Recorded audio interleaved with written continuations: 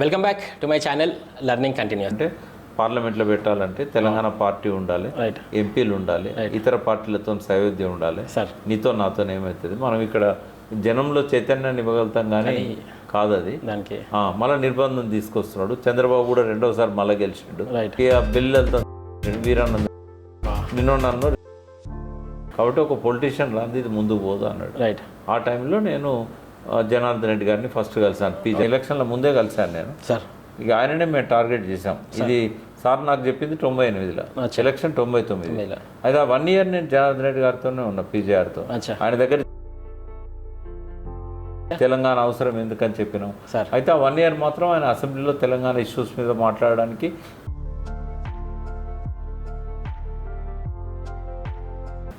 Sir ఇప్పుడు మనము 2014లో చూసుకుంటే 2014 నుంచి ఇప్పటి వరకు మనకి 12 సంవత్సరాలు జరిగింది.